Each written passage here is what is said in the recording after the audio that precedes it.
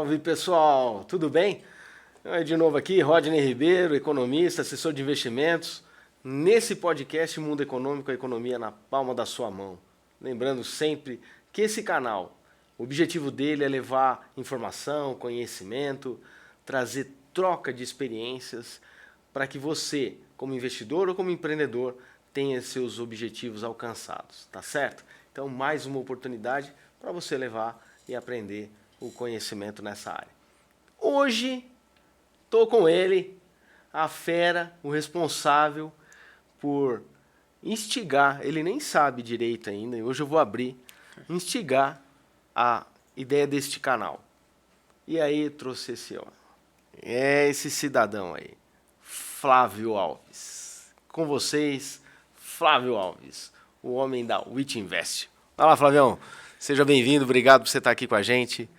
Bora lá. Grande, Rodney. Bom, prazer aqui estar presente com você, poder bater um papo, poder falar um pouco mais desse mundo de economia, de investimentos, né? Um mundo que parece ser tão distante da gente, mas na verdade está no nosso dia a dia. E isso é novidade, estou sabendo não, preciso explicar direito agora essa ideia aí da inspiração para o canal. Bom, tudo surgiu quando você me convida para vir para o WIT, né? Teve aí a ponte do André, mas mais que isso, sempre mostrando para a gente, como assessores lá, que existe um mundo de oportunidade dentro do mundo investidor, né? E não é simplesmente chegar e ofertar o produto para o cliente, não, muito pelo contrário. É gerar relacionamento, é gerar proximidade, é levar a informação. Você sempre vem com esse cunho. E eu lembro bem que você um dia chegou para mim e falou assim, pega as lâminas, estuda as lâminas, conversa com o cliente sobre a lâmina dele, o que ele tem. Lâmina, para quem não sabe, é o material publicitário dos fundos de investimento, né? Então, conversa, entra no relatório do gestor, vê o que ele está falando para você ter elementos para conversar. Isso me trouxe um mexilhão. Eu falei, puxa, se eu consigo fazer isso para um cliente, utilizando as mídias sociais, o que a gente pode fazer além disso, né? E trazer essa proximidade. Então, você foi a inspiração, que esse é o ponto de partida de tudo. E a partir daí eu comecei de novo na internet, voltei para o Instagram, porque sempre fiquei, cara, o que eu vou levar, o que eu vou levar, então tá aí. E daí esse motivo de você estar aqui hoje também. Né? Trazer esse jeitão do Flávio, que eu acho que é um jeito muito objetivo, muito pragmático, mas ao mesmo tempo muito humano. A gente estava conversando isso com a Mari a semana passada, no podcast, o quanto a WIT tem essa característica, essa natureza. Então, cara, Que bom. eu queria Legal. ouvir, e aí pegando esse gancho, né? Quero ouvir de você assim, quem é o Flávio? E como é que o Flávio veio parar nesse mundo do mercado financeiro? Cara, você até antecipando um pouco, né? Você comentou, né, algumas situações aí de buscar conhecimento, de se informar e pegar informações para você transmitir para o cliente, né? Porque acho que ao longo desses anos que a gente vem atuando aí com assessoria, se relacionando com pessoas, né? Clientes são pessoas, né? Cada um com suas particularidades. E na relação humana, o tempo todo a gente se vende, né? Você vende algo e alguém está comprando. E isso se dá desde de criança. Você procura por algo ou você vende algo, né? E isso está nas trocas, né, da relação humana. Né? Quando você vai namorar, você está tentando se vender para a pessoa que você está querendo conquistar. Sem Né? dúvida. E aí você precisa argumentar, você precisa apresentar um bom produto, né, para a pessoa poder comprar e despertar esse interesse. Então eu tenho comigo que assim, tudo é uma venda. No final do dia, todas as relações é uma venda. Você está vendendo alguma coisa de alguma maneira. Né? E você vendendo, você vai ter aquele cliente, aquele amigo, aquele parceiro que vai se interessar por aquilo que você está vendendo e vai ter outros que não. Sem dúvida. Né? Então isso é natural. Só que demorou um tempinho, né, pra gente entender isso. Passaram alguns anos aí pra gente, poxa, né, olha, não é que é isso mesmo? Porque eu vim para o mercado financeiro, Roger, em 2007, na verdade. Eu sou formado em administração, fiz um MBA em finanças e controladoria. Isso, ao final do MBA, eu falei, cara, acho que esse caminho é bem interessante, né? Entender como é que funciona o mercado financeiro, né? Não só o mercado do ponto de vista do investimento, né? Do investidor, pessoa física, que vai colocar seu dinheiro ali para construir patrimônio, mas qual que é a dinâmica, né? O mercado financeiro de capitais ele serve para financiar empresas, ideias, e essa troca de recursos é para tirar daquele poupador e colocar para quem tem uma ideia e quer empreender. E eu gostei bastante desse mercado, fui me aprofundar, comecei a pesquisar como que eu poderia me inserir nisso. Fui estudar novamente, tirar certificações, né? Então a primeira certificação, vamos dizer assim, de entrada ali nesse mercado financeiro seria a da Ancor, né? Do Agente Autônomo de Investimentos.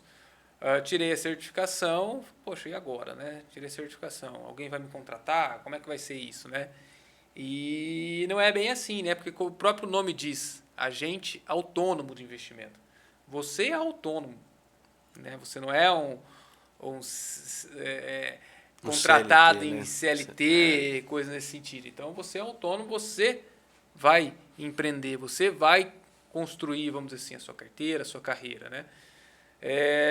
E aí, dentro disso, enfim, conversando com amigos, tal, encontrei um escritório e fui fazer parte desse escritório em 2009, depois de um período também aprendendo aí, investindo como pessoa física, ou investindo, né? Tendo experiências, né? Que a história, eu sou investidor, né? Abriu a conta na corretora. Abri a conta na Faz corretora. uns trades, já sou investidor. Exatamente. Manda lá um recurso, né? Começa Que a corretora olhou e devagarzinho. falou, deixa ele lá. E aí começa aos pouquinhos, mas é bom, porque aí você consegue ter uma aprendizagem, né? Enfim, entrei nesse escritório, encontrei pessoas de extrema qualidade, de extrema competência e de extremo caráter, né, que são os nossos sócios atuais, né, principalmente naquela época, né, o Rodrigo e a Luzia, e desde então estamos aí nessa construção de longo prazo. Nessa pegada, né? Hoje, qual que é a proposta do escritório hoje?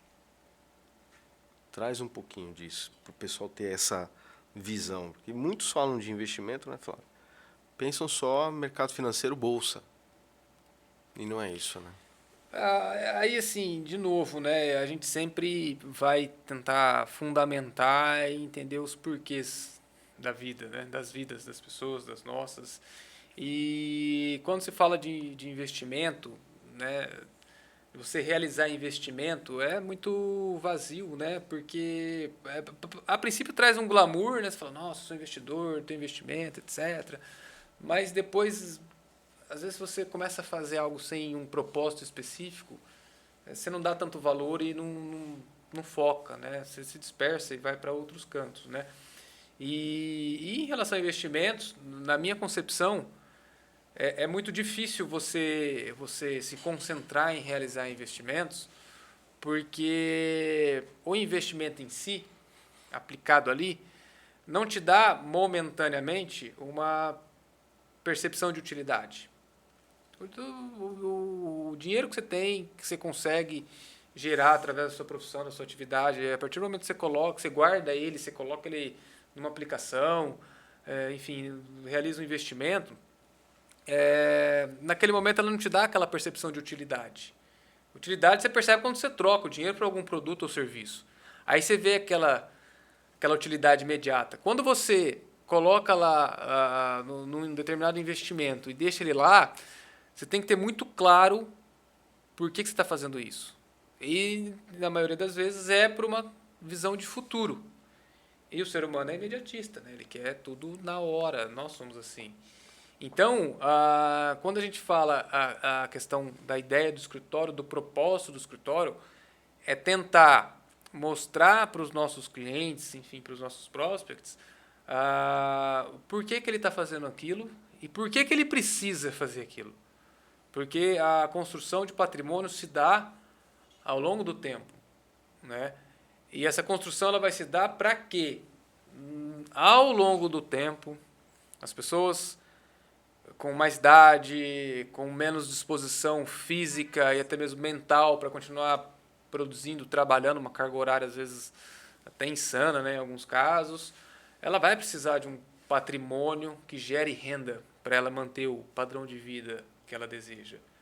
E essa é a percepção que a pessoa tem que ter. E a gente acha que o ponto de partida é nós mostrarmos a necessidade disso. Porque ninguém constrói patrimônio da noite para o dia. Talvez as pessoas herdam patrimônio da noite para o dia. Né? É diferente de construir. Sem dúvida. São gerações e gerações, às vezes, para construir um patrimônio, né, que alguém foi lá e herdou, ótimo. A responsabilidade ali é no mínimo manter, né? Manter, preservar, perpetuar, né, como a gente costuma dizer. Mas quem não tem esse patrimônio ainda, o objetivo, o propósito do escritório é mostrar para os clientes, falar, olha, enquanto você está na sua fase produtiva, você está trabalhando e gerando renda.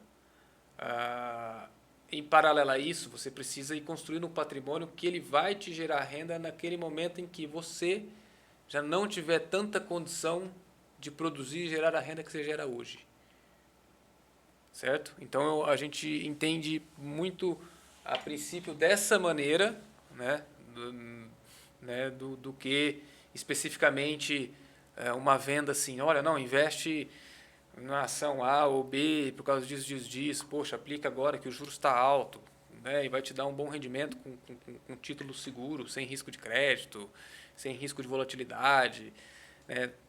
Sim, são oportunidades, são investimentos interessantes, mas dá um passinho para trás. Por quê e para quem que você está fazendo isso? Acho que é o ponto principal. Quanto tempo, né, vai levar? Acho que é a maior dificuldade, pelo menos o que eu vejo das pessoas no geral, né? Não é só no campo do investimento. Falando do empreendedorismo também, né? É entender que você precisa de tempo para consolidar isso. E vocês são a prova disso, né? 2009 entrou para o processo, foi lá, participou da empresa e hoje está aí trabalhando que nem um doido. O homem não para, gente. O homem é imparável. Não para, tá? Chegou aqui, tá uma loucura. Eu já sei que tá uma loucura. Ontem foi uma loucura, amanhã vai ser uma loucura, final, porque é a dinâmica. Ainda mais agora que nós estamos nesse momento, né? Desafiador. Ontem nós tivemos um evento na UIT lá com o pessoal da Dália Capital. Que foi assim, o feedback que eu tive dos clientes foi sensacional, adoraram o jeito simples, objetivo, mas quero falar com o Flávio a respeito disso agora. Flávio, cenário econômico, vai. Traz. Bora. Bom, de maneira mais simples, né, sem tentar trazer muito um linguajar mais, né, não tão rebuscado, né? Não economês. Exatamente, falando financeiro, economês, enfim, trazendo uma linguagem mais simples. E aí eu acho que é importante também a gente tratar de cenários econômicos e debater propostas, ideias, né, e não pessoas. A gente passou por um processo eleitoral muito conturbado debatendo pessoas. E aí, quando você debate pessoas, fica meio vazio, né? Perde tudo. Muita gente tem opiniões formadas diferentes, e aí entra num conflito porque a minha opinião é diferente da sua, e isso não é nada produtivo. E, obviamente, não é um objetivo, né, nosso aqui, e a verdade é que a gente quer tentar esclarecer um pouco a questão do cenário econômico. Bom, a gente, historicamente, a gente vem de um país que sempre cresceu pouco, sempre foi o país do futuro, né? O Brasil é o país do futuro, o Brasil é o país do futuro, mas é um futuro que nunca chega. E é um futuro que nunca chega por uma razão muito simples, né? O Estado é grande, o Estado gasta muito, e a sua maioria, esse gasto não é eficiente, né? Em várias áreas. Gasta muito, então ele tem que compensar esse gasto ou em arrecadação ou em endividamento. Porque quando você gasta além daquilo que você tem, o que você faz? Você gastou o dinheiro de alguém, né? Normalmente você gasta o dinheiro do banco, do cartão de crédito, né? Tô tentando fazer uma comparação aqui com a pessoa física. Quando você gasta além daquilo que você tem, fica uma certa dificuldade você se organizar financeiramente, né? Então, o Estado é a mesma coisa. Então, quando você tem um Estado grande que gasta muito e gasta mal, né, dificilmente você vai ter desenvolvimento, porque você tem inflação, né? O Estado é gerador de inflação. Então, você tem inflação, os preços aumentam. Para tentar conter essa inflação, o Banco Central tem que aumentar os juros, né? Porque a inflação sempre prejudica as classes mais pobres, né? O rico é rico, a inflação 10, 15%, para ele não vai mudar muita coisa. Até porque ele pega isso e multiplica também. Né? E as Tem pessoas mais condição pobres vão disso. ter uma dificuldade maior, porque os preços vão aumentar e vai diminuir muito o poder de compra dela, né? Então, aí você tem uma inflação alta, os juros sobe para tentar conter a inflação, dar uma segurada aí nessa inflação. E aí, com os juros altos, as empresas não captam recursos para investir em expansão, em contratação, em projetos novos. E aí, obviamente, você não vai ter geração de emprego, você não vai ter renda, então você entra num ciclo que não é de crescimento, né? Então, a gente vem de uma situação como essa há muito tempo. E a proposta colocada em 2018, na eleição, né, do presidente Bolsonaro, foi de que a agenda econômica seria mais reformista no sentido de tornar esse Estado menor para que, poxa, fosse ao contrário, né? Um Estado menor gasta menos, poxa, não tem que se endividar tanto, essas reformas estruturais é possível você manter a taxa de juros mais baixa. Então, com a taxa de juros mais baixa, as pessoas começam a investir em projetos, gerar emprego, renda, e aí você entra num ciclo virtuoso. E aí, nesse período, então, a gente teve várias reformas interessantes, autonomia do Banco Central, a regra de saneamento, né, para investimento em saneamento. Deixa eu pegar esse gancho. Você está me trazendo duas questões. Uma que é a política econômica em si, né? E a outra que é a reestruturação das instituições, que são as reformas estruturais. Né? Desmembra um pouco para o pessoal entender, Flavião. Dentro dessas reformas estruturais, assim, foram feitas algumas reformas para que haja condições de o país voltar a crescer. Né? E como que o país volta a crescer? É com uma taxa de juros mais adequada para que os empreendedores, as empresas possam se financiar uma taxa que faça sentido o investimento, né? Considerando o retorno dos projetos.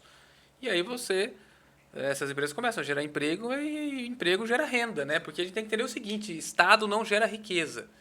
Quem gera riqueza são as empresas, são as pessoas trabalhando e produzindo. Né? Exato. Então o Estado não gera riqueza, né? O Estado ele arrecada, ele vê impostos e faz o básico que ele deveria fazer, né? Dá uma educação de qualidade, saúde de qualidade, segurança, né? Mas em alguns momentos o Estado começa a interferir em outras áreas, né? Que em alguns momentos falam que seriam estratégicas e tal, mas aí tem ineficiência na gestão, né? Tem uma complexidade em relação a isso, tá? Então essas reformas estruturais que vieram, né, o teto de gasto é um deles, porque limita para que o Estado não se endivide tanto, né? Então se não se endivida tanto, né, os juros ele se mantém controlado, e com os juros controlados, de novo, né, repetindo aqui, entra num ciclo volta no ciclo virtuoso. Então nós tivemos reformas importantes, reformas que atraem investimento, né? Então assim, muitas concessões, privatizações que traz recursos da iniciativa privada para esses projetos interessantes que vai gerar emprego e renda, né? Autonomia do Banco Central, que vai controlar a inflação, né? Isso é importante porque é independente de quem esteja no governo. Então assim, você pode gostar do A e do B. A autonomia do central é importante, é o seguinte, quem quer que esteja no governo, ele vai ter ali o mandato de controlar a inflação. Então isso é um ponto positivo, né? Porque a inflação, de novo, ela prejudica os mais pobres, tá? Então, assim, inflação alta é um tipo de desigualdade social. Então, ela controlada, ela diminui essa desigualdade social. Então, esse é o mandato do Banco Central. Então, você ter uma autonomia do Banco Central é importante, né? Então, tiveram algumas reformas que fizeram com que o país voltasse a ter uma questão de crescimento. Né? Então, esse ano, por exemplo, né, agora isso 2022, acaba trazendo até segurança para o investidor, né? Exato, e esse ano de 2022 a gente está com expectativa de PIB, que começou o ano, né, que não ia crescer nem 1%, já está sendo revisado, alguns economistas preveem um crescimento de 3%. Então, assim, esse é o ponto principal dessas reformas, fazer com que em alguns momentos a gente consiga ter um crescimento econômico positivo, que é isso que vai gerar emprego e renda, né? Esse que é um ponto mais importante. Legal quando você traz a questão do investimento juros alto. A tendência do investidor no juros alto é buscar a renda fixa, de uma certa forma, por conta até da taxação, que traz uma grande oportunidade de negócio. E aí você está amarrando isso, quando você fala de ciclo virtuoso, né? O Brasil passou por esse ciclo virtuoso e aí tem essa questão do PIB crescendo, a gente não pode esquecer que são empresas, inclusive muitas na Bolsa. E aí que está a diferença, você investir numa Bolsa de Valores num país onde ela traz essa oportunidade, é você investir em economia, em empreendedorismo. Né? Então, o investidor ele deixa de ser aquele investidor que coloca o dinheiro e deixa ele quieto lá e não faz mais nada, para investir em empresas que estão girando economicamente, contratando. Então, isso é um motor bastante interessante. Motor não, mas dois caminhos interessantes, porque quando você observa que a economia está buscando um equilíbrio estrutural e, ao mesmo tempo, com políticas conjunturais que vai incentivar as pessoas a entrarem na Bolsa, seja pelo day trade, pelo swing trade, pelo position, enfim, não importa, entrar na Bolsa, a gente vê uma economia mais sólida, que é, inclusive, a economia americana. Né? A economia americana tem esse perfil. Né? E ontem eu te fiz uma pergunta, até já provocando para hoje, qual foi a pergunta que você mais ouviu nessas últimas 2 semanas dos seus clientes? Não, assim, só complementando essa questão que você falou, né, dos Estados Unidos, a maior economia do mundo, e os Estados Unidos na década de 80 tinha uma taxa de juros de 15% ao ano, né? Então, a partir do momento que começou a cair essa taxa de juros, né, a gente chegou a zero, ficou muito tempo, né, a taxa americana zero, e aí você estimula as pessoas a buscarem outras alternativas de investimentos para obter um retorno maior. E aí as pessoas vão empreender, vão investir em empresas, como você mesmo citou, e isso faz um ciclo virtuoso.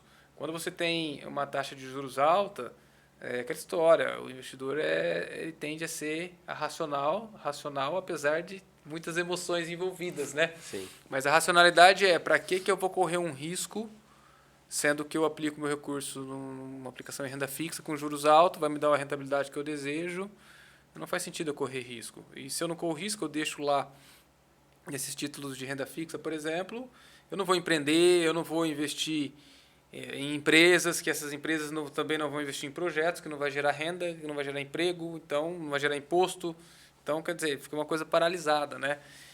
E a gente vinha de uma condição que era para ter um juros mais baixos, seguindo um pouco o caminho dessa história, né, americana, como eu disse, lógico, é mais difícil chegar aos juros zeros, né, igual nos Estados Unidos. Sim. Mas em 2019 a gente chegou num ano com uma taxa de juros em 4,5%. Né? Então, com inflação abaixo de 5%, as metas do Banco Central para a inflação para os próximos anos era de 3,5%. Então, assim, teria plenas condições da taxa de juros ficar aí abaixo de 5%, inflação 3, abaixo de 4, né? Então isso ia ser muito positivo para fomentar e incentivar o empreendedorismo, né? O investimento em economia real, em empresas, etc. Aí veio a pandemia, trouxe um problema sério, né? Choque de oferta, etc. Aí a gente teve um problema com a inflação, e aí a política monetária faz com que o Banco Central tenha que aumentar a taxa de juros.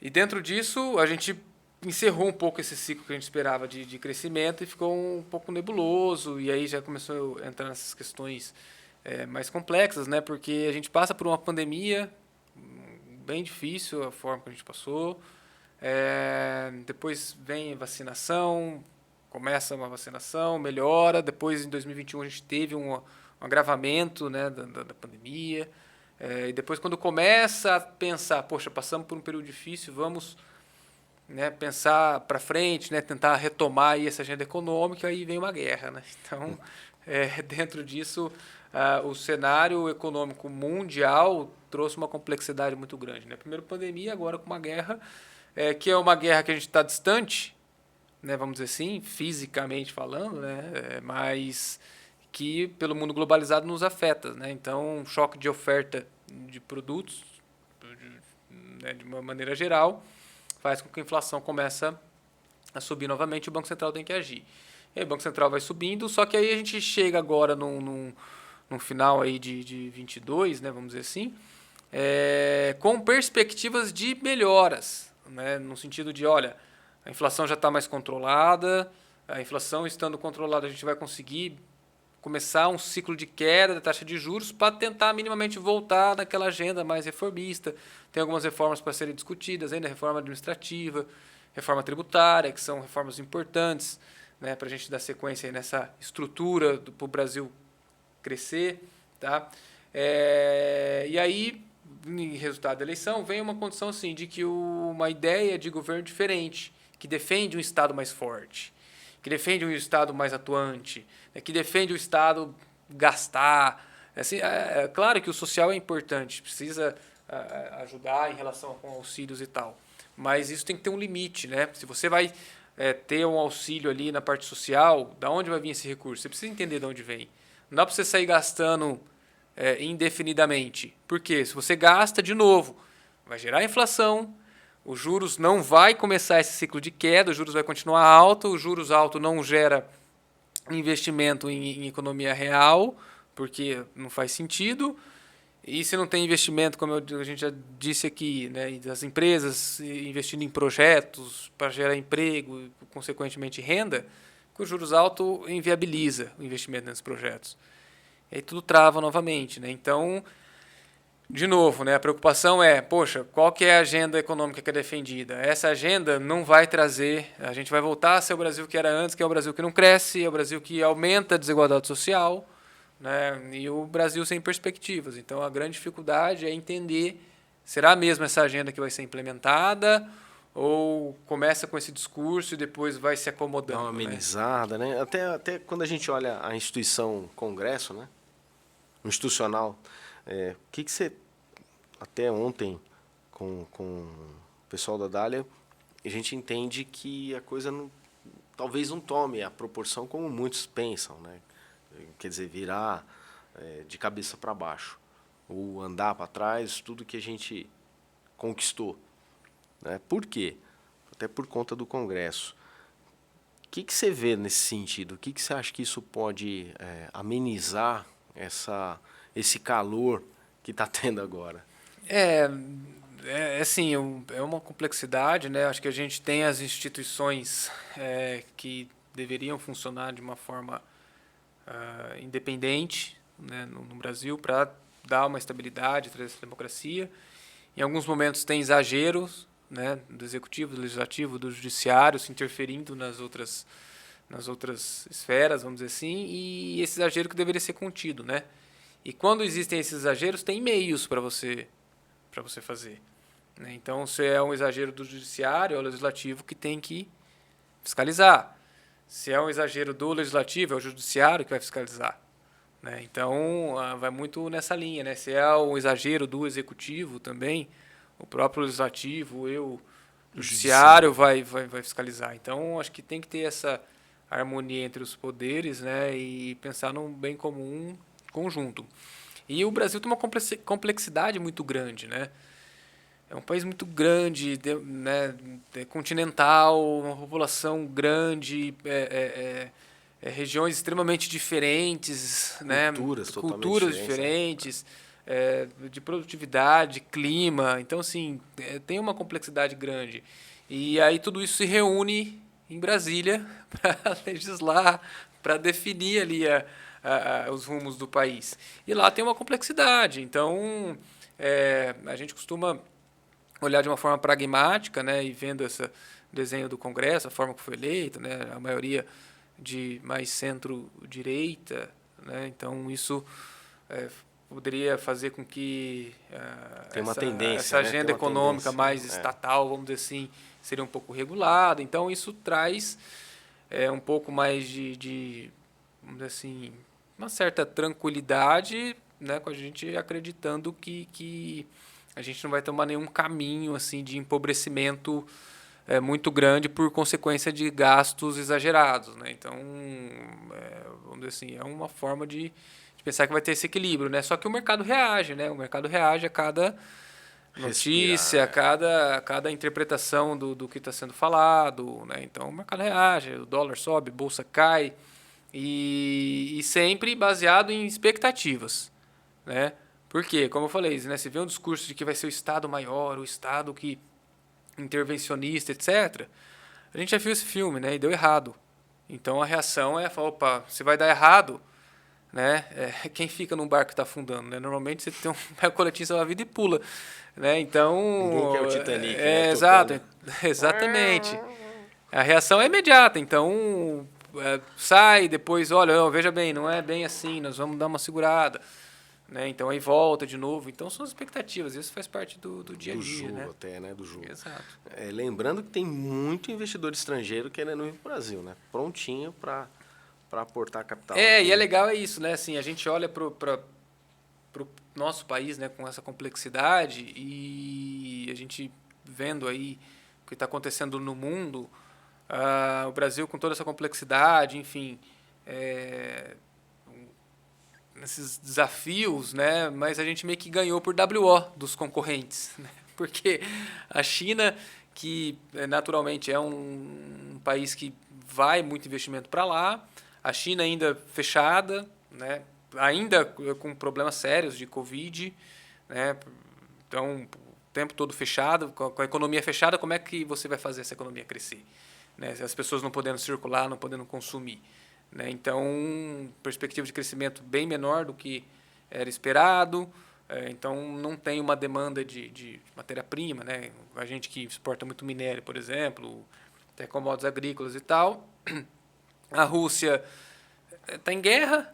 Né? Então, assim, os grandes emergentes, vamos dizer assim, que competiam com o Brasil, né, estão numa situação muito pior que a gente, no ponto de vista de oportunidade de investimento. Então, por mais que a gente teve esse período conturbado de eleição, mas o investidor estrangeiro olha e fala assim, olha, vocês minimamente têm uma democracia, vocês vão seguir o plano que vocês têm, hora mais, hora menos estatal, né, hora, enfim, com essa mudança de agenda econômica, mas vê oportunidade. Por quê? Como a gente disse aqui, o Brasil é um país continental, mais de 200 milhões de habitantes. Então, assim, tem uma demanda muito grande ainda para a infraestrutura, pelo tamanho que o Brasil é. Tem um mercado consumidor absurdo, são 200 milhões de consumidores. Então, assim, Sim. tem um mercado interno consumista muito relevante e tem boas empresas. Tem um sistema financeiro sólido, tem grandes instituições, tem empresas que são referência. A gente tem energia limpa, né? Além do petróleo, que, poxa, tem produção absurda, né? Provavelmente de pré-sal, mas a gente tem energia limpa com hidrelétrica.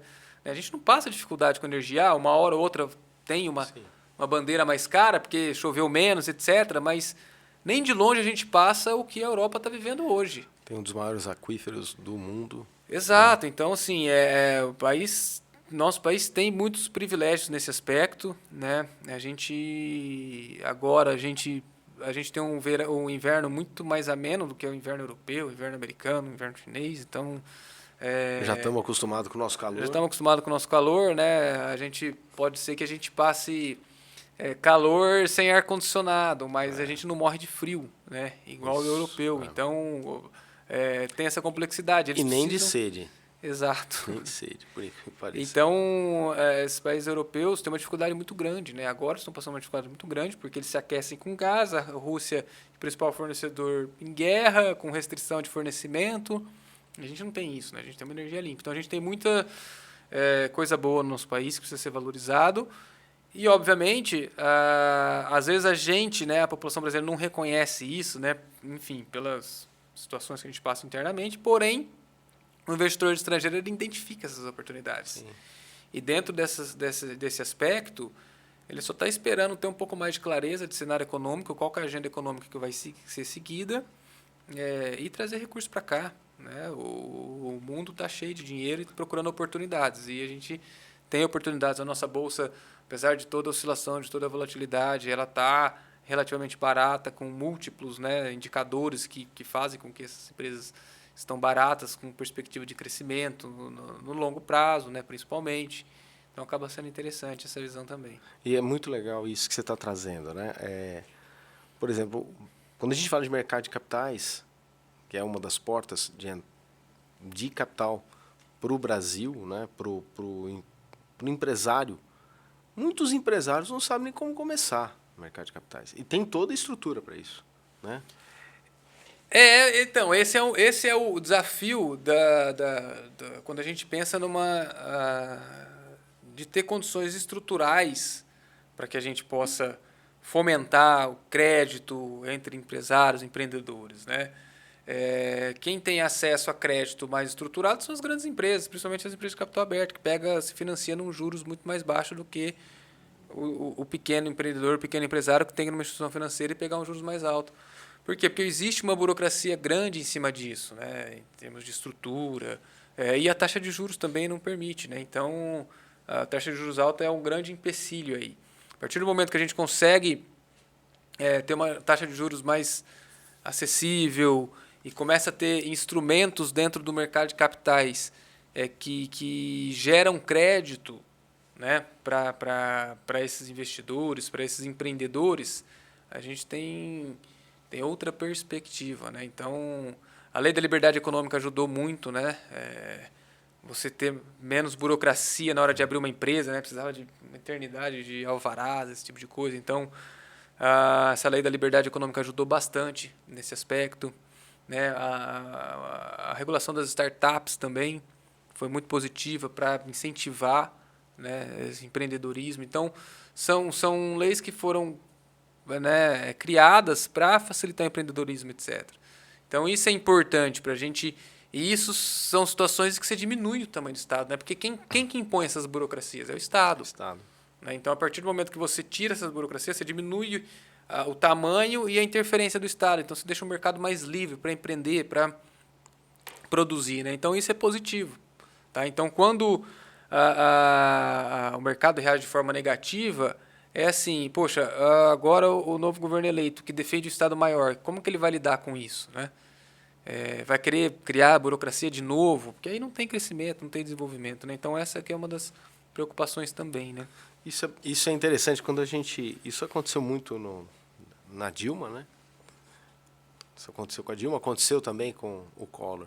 E a gente não pode esquecer que, quer queira, quer não, nós temos bagagem e experiência para lidar com essa situação. Então, isso eu acho que é um ponto que a gente tem que trazer à tona, lembrar que o processo, o Brasil como um todo, vem amadurecendo, né? Então, tanto o campo político, econômico, isso eu acredito que é um processo de amadurecimento. Me lembro quando me contavam, né? Não lembro exatamente, né? Ai. Bom, quando você ia no supermercado, você ia comprar com 8 anos, ia comprar uma bolacha, de manhã era um preço, 11 horas da manhã era outro, 2 da tarde era outro, 4 era outro, 8 horas da noite era outro. E tudo por quê? Porque havia um Estado já dominante, já havia preocupação. Você está falando tudo isso que eu estou querendo chegar na autonomia do Banco Central, né? Não é só controlar a taxa de juros, mas controlar também a emissão da moeda, né? Emissão de papel moeda, que é uma das coisas que também retém, né? Se controla a economia. Né? Política monetária, né? O Banco Central ele faz uso da política monetária para conter a inflação. Esse é o principal mandato, né? Então a gente não tinha metas de inflação, né? A gente tinha hiperinflação na década de 80, 90, até que, obviamente, passando por vários planos de moedas, né?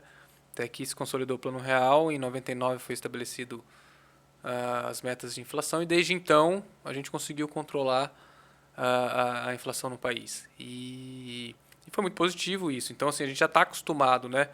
Então, a inflação, poxa, igual foi 12, né, 13, enfim, em acumulados agora recentemente, por tudo isso que a gente viveu, pandemia, choque de oferta, depois guerra, etc., é muito ruim, mas nem de longe é o que era, né, com hiperinflação. Então, a gente está numa condição confortável frente Sim, né, sim. ou aos pares nossos latino-americanos, né, Argentina, com uma situação muito pior de contexto de inflação.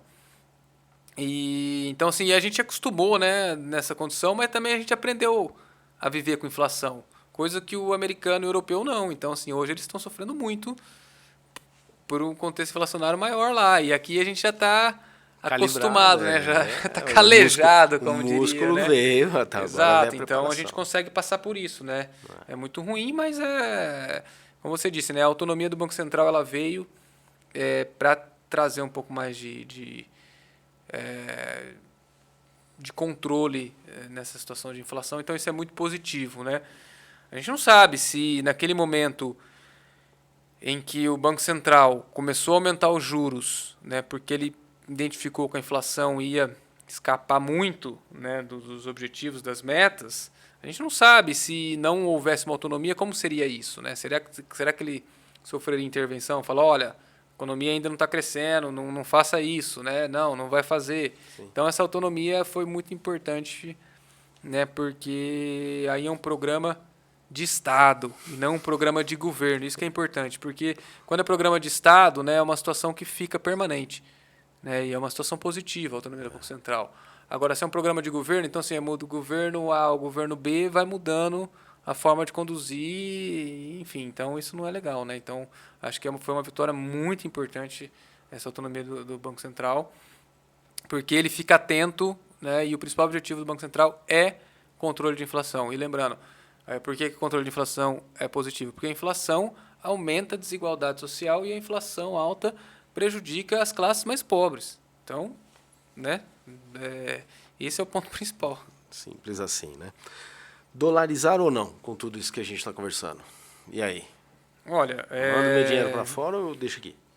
acho que agora, né, você perguntou há pouco em relação a algumas pessoas específicas, alguns clientes que ficam com receio, né, de como vai ser a condição da política econômica em relação aos recursos que tem, etc. Né? Então agora intensifica um pouco mais, né, essa ânsia de querer mandar recursos para fora. Mas já de um tempo, já que o mercado vem se abrindo, né, então a gente teve possibilidades de começar a investir lá fora, que antes era extremamente restrito, muito difícil a gente conseguir enviar recursos para fora, hoje é muito mais fácil. Com o aplicativo a gente consegue mandar dinheiro para o exterior, né? Então isso é importante. Então, assim, a diversificação a nível global sempre foi importante, mas ainda era limitado os meios de como fazer isso, né? E por que a diversificação global é importante? A gente costuma falar assim que o Brasil é o 3-2-1, né? É 1% das bolsas do mundo é o que a bolsa brasileira representa, né? 2% do mundo de renda fixa do Brasil é o que representa no mundo, né? Então, ou seja, tem 98% de Tem chão títulos para crescer. de renda fixa, mercado de renda fixa operando lá fora que a gente não conhece, né? E 3% de economia global, né? Então, o que acontece? Tem o mundo lá fora, tem 90% do PIB global está lá fora, não está aqui dentro, né? Então, você tem muita oportunidade lá fora. Então, só por esse contexto, a diversificação é importante, né? E aí, obviamente, você acaba dolarizando porque é a moeda padrão no mundo.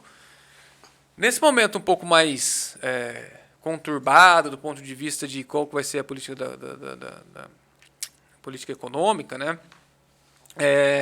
Eu acho que é importante sim ter uma parte em dólar para proteger os seus investimentos frente à tamanha oscilação que possa ocorrer, né, para que globalize, né, parte dos seus investimentos, globalize a moeda, né, que a gente está 100% no real, então que fique uma parte globalizada também, né, com essa dolarização do patrimônio, uma parte dele, né, então isso é importante, mas nesse aspecto de diversificação tem que entender também assim, olha, não fique esperando o melhor momento. É sempre importante você entender que você vai pensar de parte do seu portfólio está diversificado globalmente, né? Então assim, eu vou mandar tudo agora porque, poxa, tá um cenário ruim. Tá, se minimamente vem uma agenda econômica não tão estatal, vamos dizer assim, né? Aí o dólar cai. Então, aí você manda tudo, pô, o dólar caiu, quer dizer, você perdeu o valor. É isso que eu ia te perguntar, olhando para a diversificação, quanto que você, no 100%, como é que se diversificaria? Né? E qual é o perfil? Porque eu É venho falando difícil a muito gente de falar, perfil, né? né? Não, é difícil a gente falar em percentuais porque é uma situação muito individual isso. Ótimo, E aí, se eu falar aqui, eu vou fazer o contrário do que a gente preza, né? Eu vou legal, falar uma coisa de prateleira e não algo que é customizado, sob medida, que é bacana. o que a gente pensa sempre na individualização, né? Das portfólios de investimento, porque cada um tem uma característica, cada um tem uma perspectiva, cada um tem um horizonte de investimento. Então, em relação aos percentuais, é complexo. Né? O que a gente pode tentar generalizar é que, pelo momento de alta de juros, né, a maior parte das carteiras, os portfólios hoje deveriam estar alocado mais em renda fixa, atrelado a juros, né, juros altos, até mesmo títulos atrelados à inflação, nesse momento é interessante. Mas é como eu falei, fica muito a critério, né, de cada um. Do É difícil, perfilzão de cada um, né? exato, é difícil a gente generalizar e fazer um produto de prateleira, né, É uma, sem da- antes conhecer é o uma das coisas perfil. que eu venho procurando trabalhar, Flávio, e o canal também trazer esse tipo de informação, é o perfil. É o trabalhar muito comportamental, uma área que eu gosto, já falei isso para você, para os meninos lá. É, não é o perfil pelo perfil, né? Mas é aprofundar o perfil. Tem o perfil conservador, tá bom, mas que momento conservador você está da tua vida? Né? Qual é o teu objetivo fim? Como é que você se vê daqui 20 anos? Tem que construir isso, porra. É que o perfil, né, o perfil foi a exigência do perfil do investidor, conservador, moderado, arrojado, agressivo, N nomes aí que foram criados, foi muito por conta até de situações que a gente viveram no passado e as pessoas foram muito, eu não digo prejudicadas, tá? As pessoas sofreram impactos aí inesperados, né? Então a crise do subprime em 2008 trouxe muito isso, né? A pessoa falava assim, não, eu sou moderado, eu sou arrojado. E quando viu seu patrimônio lá em alocação em bolsa cair 50%, Derreteram. 60%, Nossa. bateu um desespero, começou a chover ações na CVM, etc. Falou, peraí, você não sabia o que você estava fazendo, aplicando em ações que tem um risco, etc. Ah, não sabe, então vamos lá, né? Vamos tentar corrigir isso. Então foram criados os perfis. Então, e não se resume a isso, né? Porque a gente tem um mercado, né, aquele padrãozinho de formulário além do perfil do investidor, mas é o Know Your Client, né? Eu conheço o seu cliente. E o Know Your Client é um ser vivo, porque o seu cliente ou o investidor é um ser vivo e muda. Então, assim, não se trata somente de ser conservador, moderado ou arrojado. Se trata de entender que fase da vida que você se encontra, né? Qual que é a sua idade, qual que é a sua perspectiva, qual que é a sua atuação, qual que é a tua renda, quais são os seus objetivos, qual que é a sua estrutura familiar, você vai constituir família, não tem, já constituiu ou não, né? Já constituiu família, tem filhos, não tem filhos, tem dependentes, não tem dependentes, que fase da vida que você se encontra, você já está na fase de final de carreira, no sentido de caminhando para uma aposentadoria, não, você está ali em plena produtividade, né, com seus de 35 a 50 anos, vamos dizer assim, né? Porque a moçada acha que está no pico da produtividade quando tem 20, né? E a gente vai ficando um pouco mais experiente, a gente descobre que não, Ô, pai. né? Então, qual é o momento, né, que você está vivendo? Então, isso é muito individual, precisa entender esses momentos que você está vivendo, qual a sua fase da vida, né? A gente tem lá que a gente usa muito, né, que é a linha da vida produtiva, né, a linha da vida da Isso. construção de patrimônio, que próximo ali dos seus 20 anos, né, você começa a entender para que profissão que você vai seguir, ou pelo menos deveria ser assim, né, que profissão que você vai seguir, que você começa a se inserir no mercado de trabalho, aí você começa a gerar renda, depois você vai se especializando em determinadas áreas, e aí você vai chegar num pico de produtividade, e é ali que você vai estar, poxa, gerando renda, é ali que você tem que acelerar a construção do seu patrimônio, para depois chegar numa idade mais avançada, já não está tão produtivo, já não está tão disposto, já está mais cansado, né? Já não tem mais o mesmo pique. Você vai perceber, forma, né? você vai perceber que 2, 3, 5 anos faz diferença, né? Na sua disposição. Exato. E aí você vai entendendo qual é o momento que você se encontra e trabalhando isso, né? Então é importante. Então a gente não gosta de generalizar, né? Perfil. Beleza. Né? Mas vamos lá, que deixa eu pegar então esse gancho aqui, pra gente ir fechando, mas quero pegar esse gancho. Eu vou te trazer 3 cenários para você ver o que você pode direcionar pro pessoal que vai assistir, tá assistindo a gente aí. Eu tenho uma pessoa de 25, 30 anos, ok? Tá com um cargo de gestão numa empresa, consegue ter aí 20, 25% do seu rendimento, guardá-lo. Tem um outro com 40, 45 anos que empreendeu, teve uma quebra, veio para o segundo negócio e a empresa está começando a decolar. E tem aquele perfil dos 60 que se aposentou, está bem, tem um certo rendimento e continua trabalhando. E os 3 sentaram, cada um num horário, sentou e falou: cara, você precisa me ajudar a construir patrimônio. E aí? Olha, é legal esses exemplos, né? Porque acontece muito, é o nosso dia a dia. E aí, obviamente, a gente precisa de muitas outras informações para auxiliá-los, né? Mas, de forma resumida, eu penso que o de 25... Pega aí, ó. Se liga aí, porque é importante isso. É esse ponto que eu queria que ele trouxesse para você que está assistindo a gente aqui. Que chegou o momento auge. Vai lá. Bom, dada a informação disponível, é pouca, é que restrita. você me passou, o de 25, a primeira coisa, invista na sua carreira. Se já investiu, continue investindo na sua carreira, continue investindo na sua formação, continue investindo no seu conhecimento, no seu estudo, que isso ninguém te tira. Então, assim, continua, né? Se é que ele já investiu, né? Como você falou, já está num cargo de gestão, etc., é novo. Continua investindo no crescimento da sua carreira. Porque quanto mais qualificado você for, mais capacidade de geração de renda proveniente do seu trabalho você vai ser. Tá? Isso é um aspecto. Outro aspecto ele tem um longo prazo a seu favor.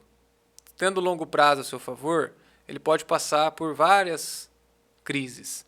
Se você olhar a crise de 2008 num período de 2 anos, poxa, é um estrago. Né? A do Covid agora, também em 2020, né? É um estrago. Eu falo se a gente olhar no gráfico, né? Mas quando você coloca uma linha de longo prazo, 5, 10, 15, 20 anos, a tendência é crescente. Então, usa esse longo prazo a seu favor. Então, você pode assumir um pouco mais de risco, buscar boas empresas que investem em bons projetos, mas que a maturação desses projetos vão vir no longo prazo. Né? Então, pode correr um pouco mais de risco da parte de investimento.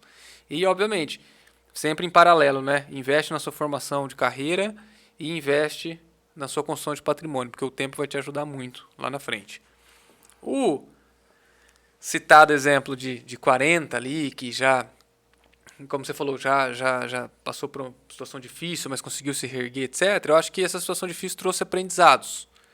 E aí a forma de você diversificar a sua renda é super importante. Não só vindo do seu negócio, que, como citado, né, já está trazendo bons retornos, né, uma boa renda, mas não fique só nisso. Né, crie outras fontes de renda para que, caso o seu negócio venha a ter algum problema novamente, você tenha outras fontes de renda que te ajudaram com isso, né? Porque é automático, né? Assim, quando a gente fala de investimento, a gente falou no começo, né? A sensação de utilidade do dinheiro, ele parado ali a gente não tem. A gente só tem essa sensação quando a gente de fato utiliza. E as coisas vão mudando, né? A pandemia nos trouxe várias lições, né? E infelizmente, né? Lições pesadas.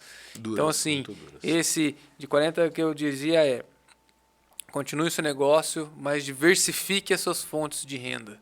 Né? Crie outras fontes de renda. Portfólio, de repente, fundo imobiliário, que já vai trazer um complemento de renda. Um portfólio até mesmo de renda fixa, né, no momento, para aproveitar os juros altos. E um portfólio também pensando em prazo mais longo, em boas empresas, etc. Porque com 40 tem muito tempo para viver ainda. Assim a gente espera, né? Pela linha normal do tempo, né? E Vai. por fim, né, esse já mais que chegou lá, continua produzindo, mas com a maior parte proveniente do seu patrimônio já construído, né, ao longo desse tempo. Aqui a questão é de preservação, né? Preservar e ter uma rentabilidade real que lhe satisfaça. O que eu quero dizer com rentabilidade real? Que seu patrimônio seja corrigido por inflação. Então, às vezes, a gente pega muito o investidor se apegando ao CDI, né? Poxa, mas meu portfólio no curto prazo não está batendo CDI, que tal, etc. Ainda mais agora nesse ciclo de alta que a gente viveu. E às vezes esse portfólio foi estruturado para passar por períodos mais longos. E em algum momento vai ser realmente ficar abaixo do CDI. Só que a ideia é que quando ele é estruturado para períodos mais longos, ele consiga superar o CDI e consiga te dar um ganho real interessante. Porque se a gente pegar a referência do CDI de 2019 até 2020, 2021, o CDI perdeu para a inflação. Então assim, poxa, meu dinheiro bateu o CDI, mas né, não corrigi a inflação. Ou seja, eu estou deteriorando meu patrimônio, porque eu não estou mantendo o poder de compra dele. E aí, de repente, naquele momento, os portfólios foram estruturados de uma maneira em que ele ia trazer um ganho real. E naquele momento o CDI ficou meio de lado. E agora que o CDI voltou a subir, a pessoa, poxa, agora não, peraí. Isso é momentâneo, porque os juros não vivem indefinidamente um ciclo nem de alta nem de baixa, né? Ele passa por ciclos específicos. Agora a gente está vivendo um ciclo de alta, viveu, né? E a expectativa é que tem um ciclo de baixa. E na hora que iniciar esse ciclo de baixa, a forma que o seu portfólio for montado, ele vai trazer os retornos esperados, considerando que você vai ter um ganho real, já descontado da inflação, que é o esperado, né? Para aquela pessoa, né? Exatamente, que quer preservar o patrimônio, né? Então esse é o ponto principal. A partir do momento que você começa a consumir todo o rendimento nominal, né? Então, eu tenho R$1 milhão lá. Poxa, rendeu 1% ao mês. Deu 10 mil. Peguei 10 mil e gastei. É lindo, uma delícia, né? Todo mundo gosta, todo mundo deve, né? Melhorar padrão de vida e tal, isso é ótimo.